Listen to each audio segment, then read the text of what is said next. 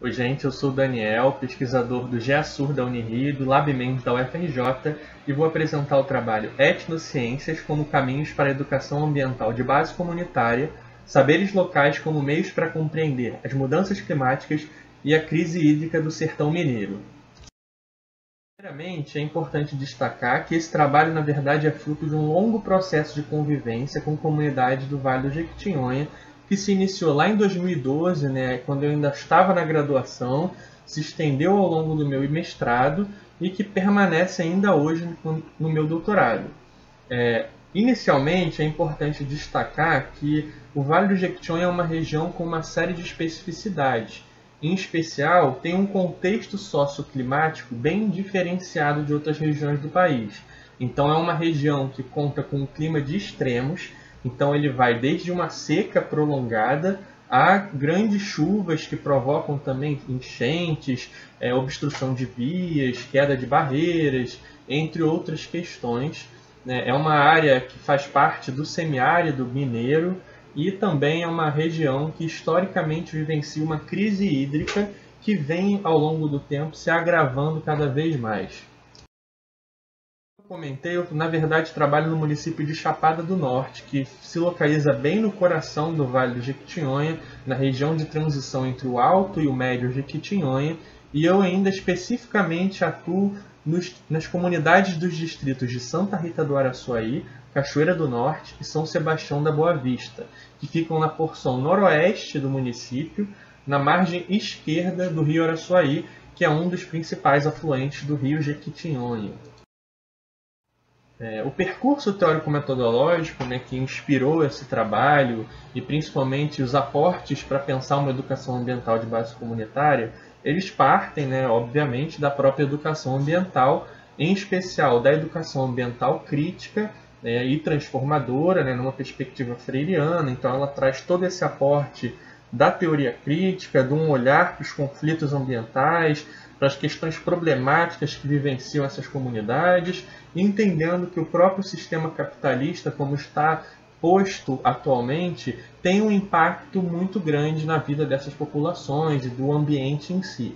Além disso, a gente também traz os aportes de uma educação ambiental desde o sul, trazendo justamente a teoria decolonial e essa influência de um olhar para as questões históricas e geopolíticas da América Latina e do sul global como um todo.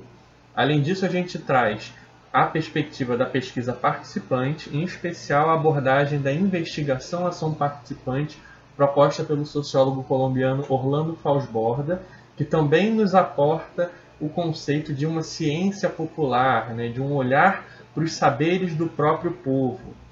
E também trazemos essa influência muito forte de Paulo Freire, em especial da educação popular e dessa busca por situações limites e temas geradores.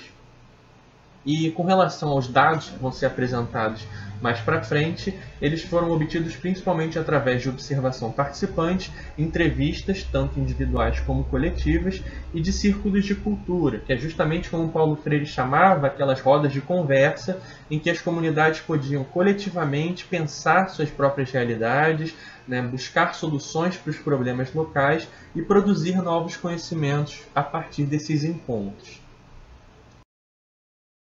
E aqui a gente traz principalmente essa abordagem das etnociências como uma possibilidade para fortalecer a educação ambiental de base comunitária.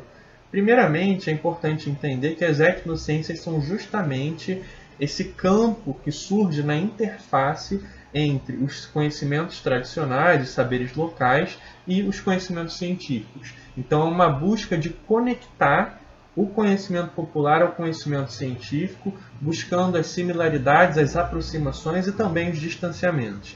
No caso desse trabalho, a gente foca em especial na etnoclimatologia e na etnometeorologia, que é justamente as formas como essas comunidades do sertão mineiro vão enxergar o clima e o tempo a partir de suas próprias tradições culturais.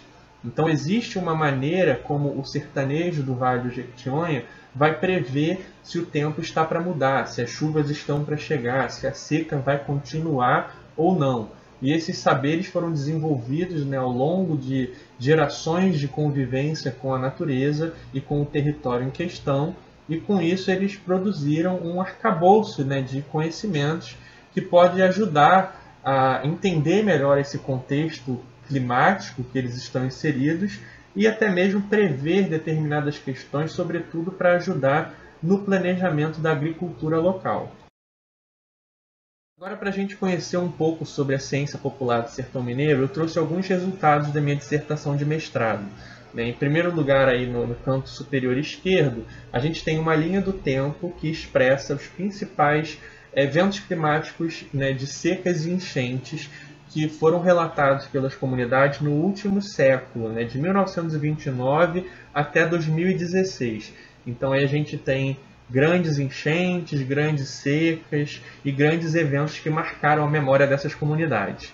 No canto direito, a gente tem uma lista com as chuvas que têm nomes. Isso porque, antigamente, essa região tinha uma previsibilidade climática tão grande que permitia a essas comunidades nomearem essas chuvas, justamente porque elas aconteciam no mesmo dia ou no mesmo período todos os anos. E com isso, eles conseguiram criar um calendário de chuvas que justamente auxiliava na organização social, e em especial na preparação para as práticas agrícolas.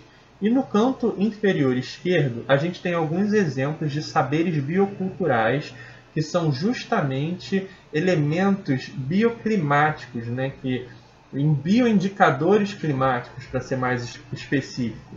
Então a gente tem aí elementos principalmente da fauna e da flora que vão apresentar comportamentos específicos para indicar alterações no tempo, né? Se vai chover ou se vai fazer seca, alguma coisa nesse sentido. Então, entre esses exemplos que eu destaquei, a gente percebe que o sabiá tem um choro determinado para indicar a chegada das chuvas, que os cupins e formigas transportam ovos, larvas e rainhas na iminência de chuvas fortes, e que o guaxu, que é um pássaro preto, quando faz o ninho no alto de um morro, indica que está para ter uma enchente. Esses são alguns exemplos, né, de como essas comunidades desenvolveram uma ciência popular para justamente se adaptar a esse contexto socioclimático em que elas estão inseridas. Além disso, a cultura local ela também se apropriou, né, dessas informações na própria poesia, né? Aqui a gente tem um trecho do poema Sertão Moderno, do mestre de Folia de Reis Gilmar Souza, da comunidade, né, do distrito de São Sebastião da Boa Vista, em que ele diz: o caboclo e a cabocla perderam a fé nos sinais. Lua cheia, sol ou chuva, tanto fez como tanto faz. Invertem as estações do ano, seja inverno ou outono, são todos tempos iguais. Então a gente vê como que a cultura popular já percebe que essa previsibilidade foi alterada, né? Que as estações do ano estão diferentes, que os tempos estão cada vez mais iguais, justamente, e que com isso se torna cada vez mais difícil prever essas alterações que antes eram tão facilmente perceptíveis pelas comunidades. Né, gente? Algumas considerações. Primeiro, como eu acabei de falar, essa previsibilidade climática que era tão comum nessa região está se perdendo e se alterando ao longo do tempo. E com isso, muitos dos próprios etnossaberes, né, dessa etnoclimatologia, etnometeorologia, está deixando de fazer certo sentido. Como o próprio Gilmar coloca, né, os caboclos estão perdendo a fé nos sinais, justamente por conta dessas transformações ambientais que estão sendo vivenciadas localmente. Em segundo lugar, que as mudanças climáticas e a crise hídrica ela vem se agravando ao longo do tempo, inclusive gerando alguns impactos nas comunidades locais a ponto de certas comunidades terem se tornado comunidades fantasmas em função da migração climática.